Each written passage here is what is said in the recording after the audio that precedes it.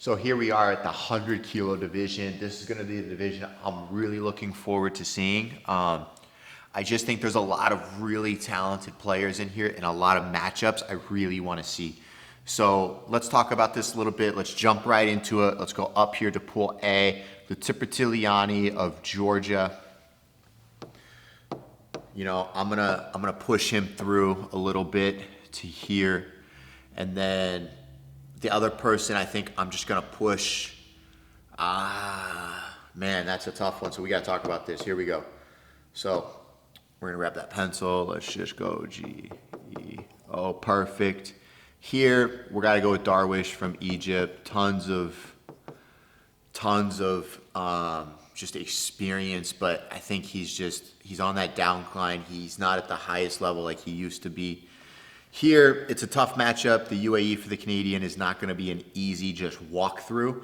He's taller, he's longer, he knows what he's doing, but I definitely think we're going to see Canada pull that out. This is easy for me.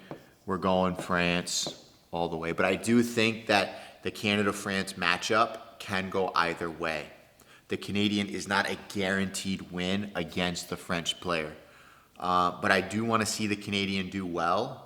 So I am going to advance him into this and just hopefully put some good, energy out into the world. And hopefully we can see him kind of pull his way through. Now, when we're talking about Georgia versus Canada in this position, I have to give it to the Georgian.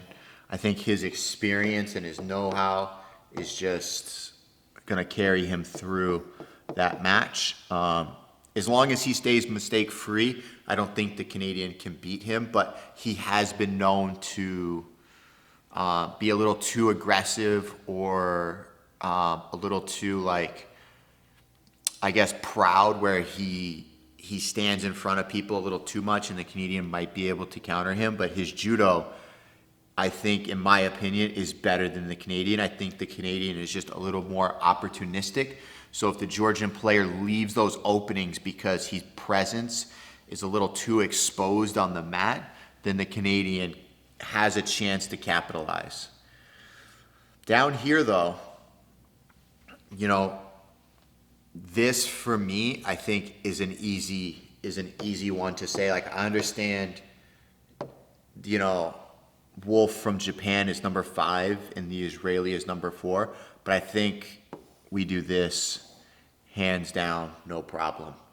And then he's going to come over like that, and then we can fill out the rest of this because it's not really going to play that much of an effect. I'm going to go MGL, ISR, JP, and there we go, like that. And then here, it doesn't matter. I think both these guys are losing here, so it's not really going to play that much of a difference. And now up here we have Georgia versus Japan in the semifinal, but I'm going to leave it there because that matchup is a little bit tricky to see who's going to win. I would really like to wait and see how they're performing in this area to see who's going to come out ahead there in this matchup, because you can really tell a lot in the early rounds how on a player is technically, how in shape they are, how confident they are, and it can play a huge role into who wins later on in the match.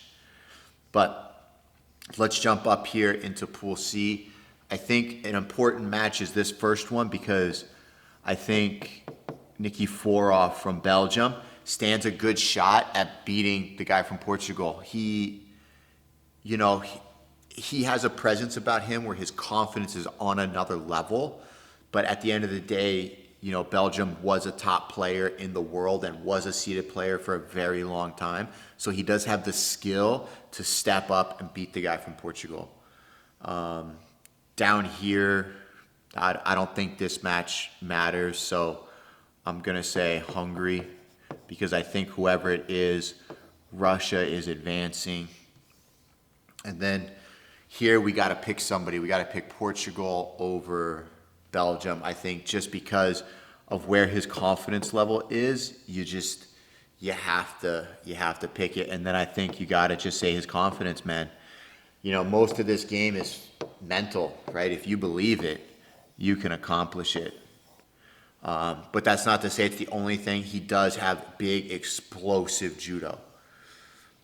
Down here, again, we have some really tough matchups for a lot of these people because, you know, when we break this down into its parts, right here, the guy that can really mix it up is Frey, right? Again, a top player in the world. Same thing here. The Serbian player, Korrel, he just medaled at the Worlds just recently, so he could easily take on the Korean. And I think I'm going to do just that. I think what I'm going to do is I'm going to pencil this in and I'm going to go Serbia, and then here I'm going to go Germany just because I think this is going to be a stellar matchup. But I do think at the end of the day, we're going to see the Netherlands guy pull it through. And this is what we're going to see.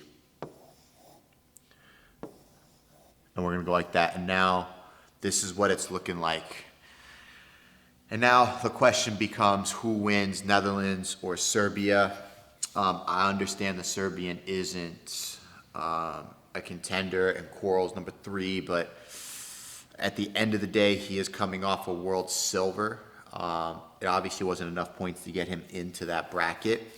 So, you know, looking at this, he has Newaza, and I think when you have Newaza, it gives you that dark horse into it, where at the end of the day, like when certain people don't train on the ground, it makes it a little bit more of a challenge, right? So if you don't have Newaza and you go up against somebody with it, you're exposed to losing very easily. But I have to make a choice in this matchup at this given time.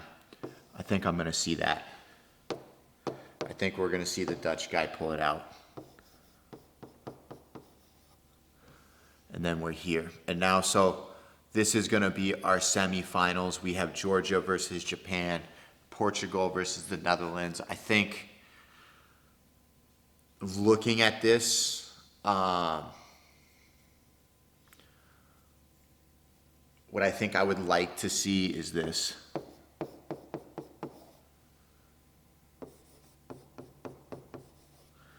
I'd like to see this happen.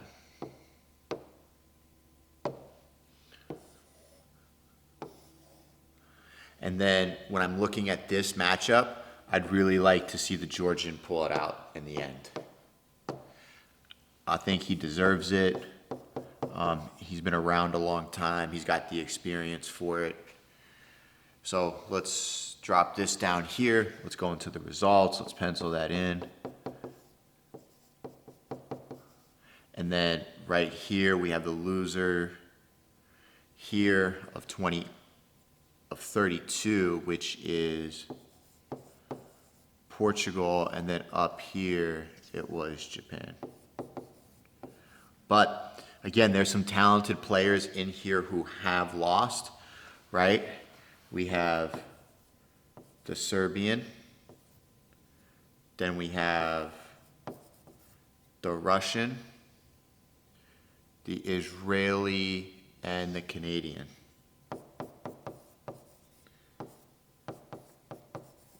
And then I think I can make some pretty easy predictions for this one. I just think we're going to see Canada, and then we're going to see Serbia. And let me advance these guys through. Boom. Boom. Just like that. So now we're looking at our bronzes where we have Canada versus Portugal and Serbia versus Japan. I do think the guy from Portugal outclasses the Canadian just a little bit in the experience. He's more explosive. He can be a challenge for the Canadian.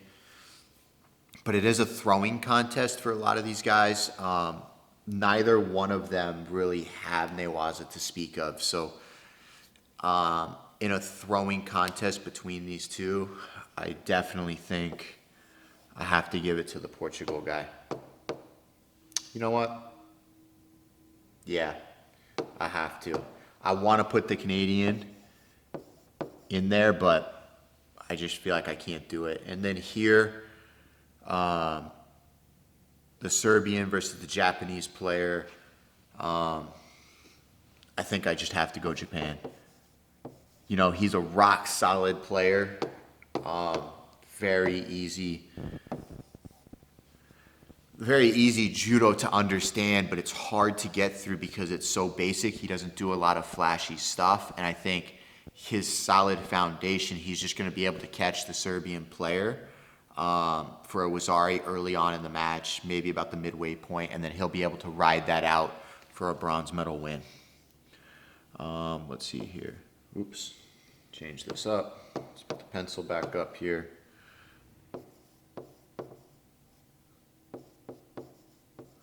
And I think that's what we're going to see for the 100 kilo weight class for men.